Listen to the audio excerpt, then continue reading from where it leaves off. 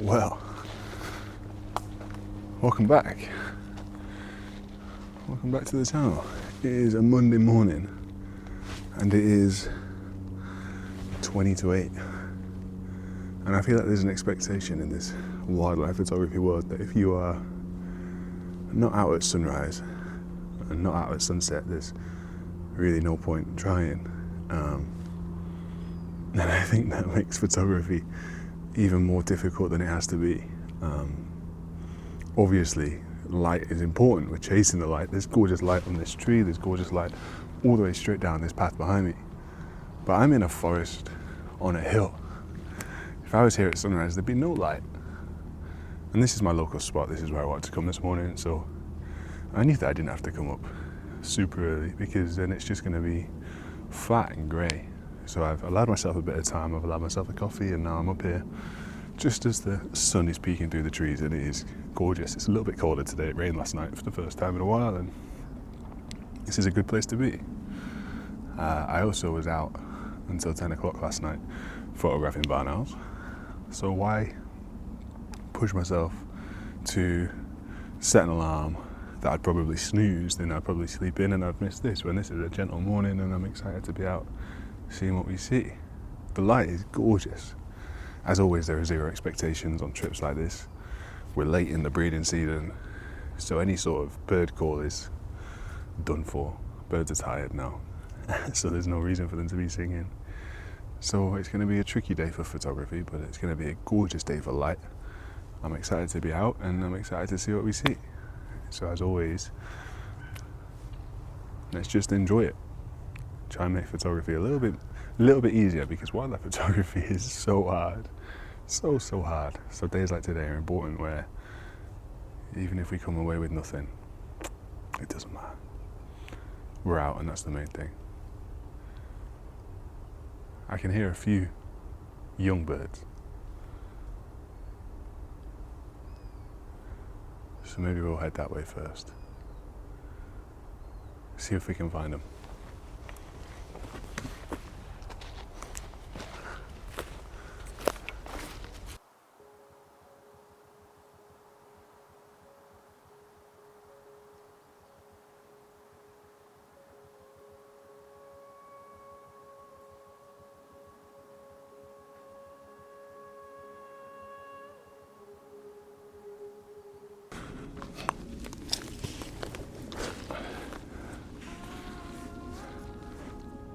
Now, one of the best things you can do in terms of wildlife photography and in terms of giving yourself the best possible chance to take good photos is look for light and look for places you can wait.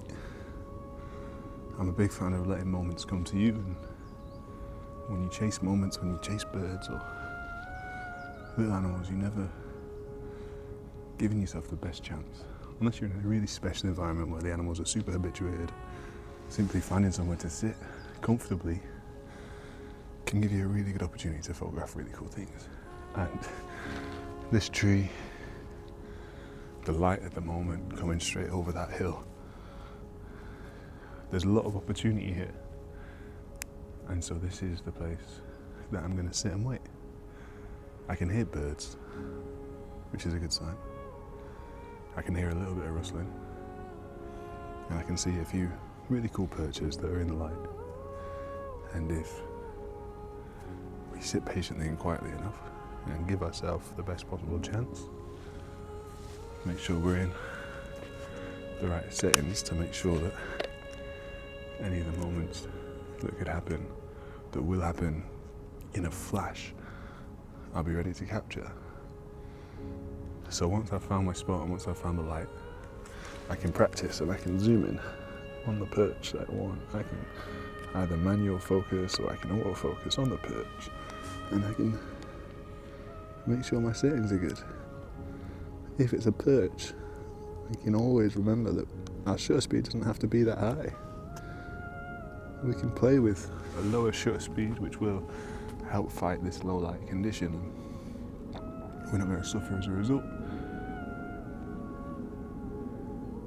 And so I will, obviously, if you have a mirrorless, use the electric viewfinder to adjust in camera and make sure my settings are good so I'm not taken by surprise. If you have a DSLR, take a couple of quick photos, make sure that your photos are looking how you want them to look.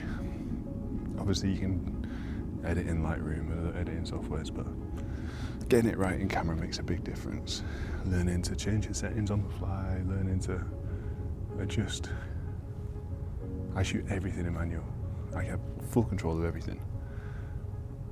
And having done that for 12 years, 15 years, however long it's been, I sort of do it without thinking. It's very much second nature. I'll be walking around and I'll be changing my shutter speed, I'll be changing my f-stop, I'll be changing my ISO, and it just happens. And I can look at a scene and be like, okay, this is about right.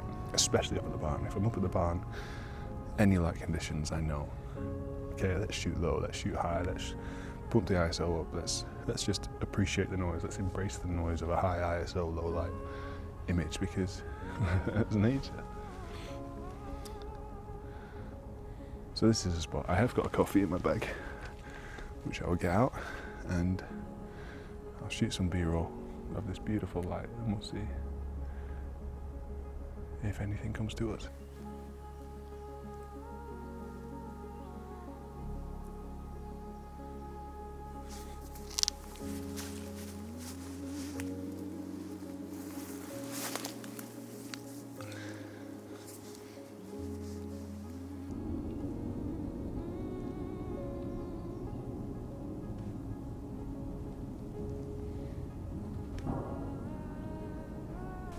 Okay, so while I've been sat here, 2 sparrowhawks have started calling, as you can see on Merlin. Now it sounds like they're moving, and when you get something exciting like that come through, the temptation is to just gun towards it.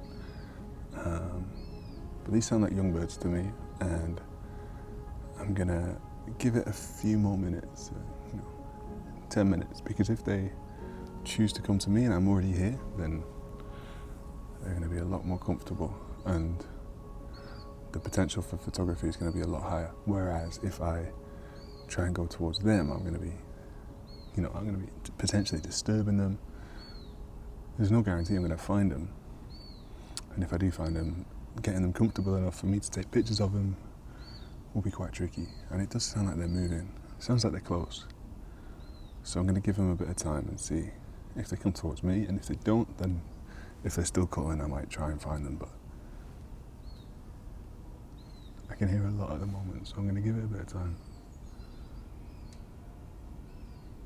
See what happens.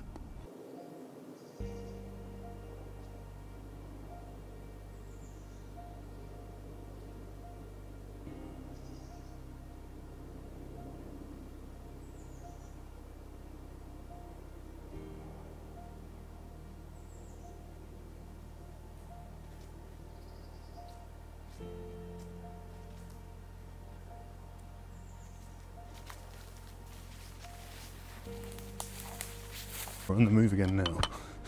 Sat for about 30 minutes, didn't see much. Gorgeous light, heard a lot.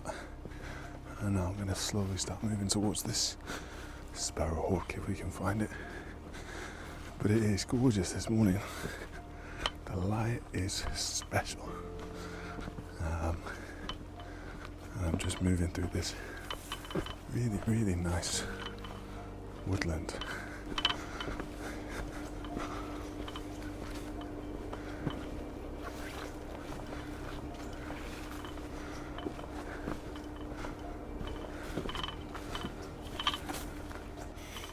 This bit is my favourite, because look at the light that spills over this. Oh my god. Just sort of standing. God.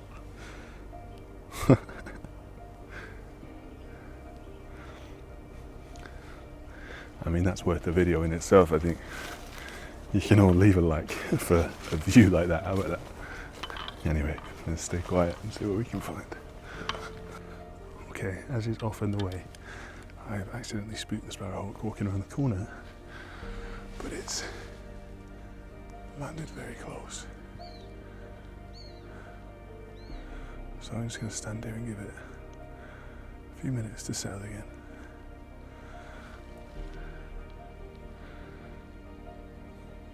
See if we can do anything. But I really don't want to spook it, so we'll see. There were 2 sparrowhawks, and I've took myself into this little side here. I'm gonna wait and see if they come back. That's my best bet now. If I keep walking along this path, they'll be gone.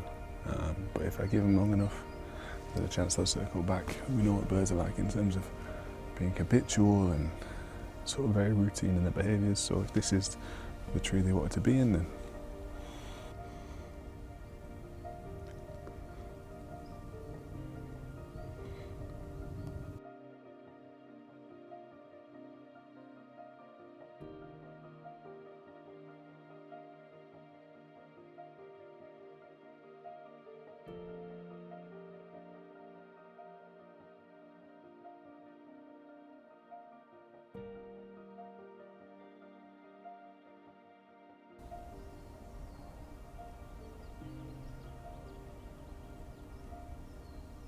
for me, but it didn't stick around long at all, which is so frustrating.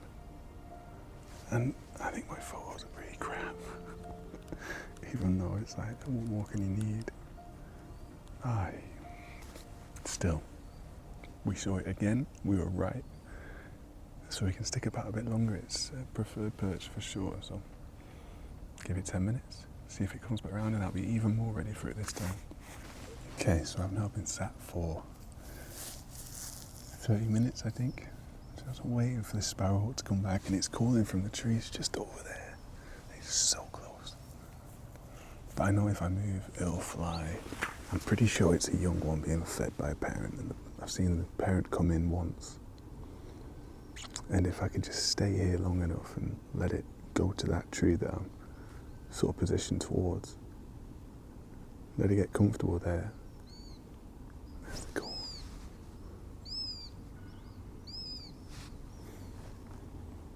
It's literally just on the other side of those trees. If I can just let it fly back over here, get positioned there, and then let it call for its parents there, then the opportunities are incredible. So I'm going to keep waiting, even though it's 30 meters from me. This is my best bet. It's just frustrating that I know it's there and I can't see it. And I know if I moved, I would be able to see it, but it's like, so it would just fly, I know it would. So it's not worth it. Just need a little bit of luck now. I am almost done with my coffee. And it's been about an hour and a half. And I've seen it, I've heard it, but it's not come back to where I want it to be. So have I come away with anything particularly special? No, but that's not the point, because we didn't have any expectations today. 0 expectations, and we've surpassed all of that. I've had a nice flock of willow tit, and then this sparrowhawk has been sensational, even though photos and videos, bare minimum, I'm not going to submit any of them to anything. I wouldn't even upload them to my Instagram, which is sad. But that's what this YouTube is about. It's about the reality of wildlife photography. Now, I've scouted out a new location very close to home, and I've found a juvenile sparrowhawk being fed by an adult. And if that's not something to celebrate, then I don't know what is. Regardless of coming away with photos or not, this is special, and it's something I've very much enjoyed, and it's something that has only happened. It's calling again. 2 of them. It's something I've only happened because of the YouTube and because of this video and because I forced myself out to do something besides barn house. So for that I'm grateful. And I'll show you the photos. I don't think I got a single video clip, but I'll show you the photos that I got. And you can just be aware that this is the reality of wildlife photography. You know, you come out, you don't expect anything, you probably won't get anything, but on that 1% chance you do, it's special, And even when you don't, it's special. And that's quite nice. And just like that, we are back home. Now, there is a slight ending to this video that I didn't film out there because my phone ran out of storage, and that is the story of my life at the moment. But yeah, we didn't end up with the best sparrowhawk photos, even though the opportunities were absolutely prime. And that's just the way it goes most of the time. 99% of wildlife photography, you don't get anything, and that's okay. I'm not going to downplay how special it was to be having the privilege to explore my local patch, to find such a special bird that I rarely see, potentially juvenile, being fed by a parent. I saw a flock of willow warbler. I had a beautiful morning and the light was magic and I had a lot of fun. But what I didn't film was, as I was walking down leaving, I also bumped into a dipper, and it was a very, very fleeting moment with this dipper, but I did manage to get a few photos, and I thought I'd include them in this video and just use that as another reason why getting outside and exploring is always worth it, even when you don't know what to expect. Something always comes along.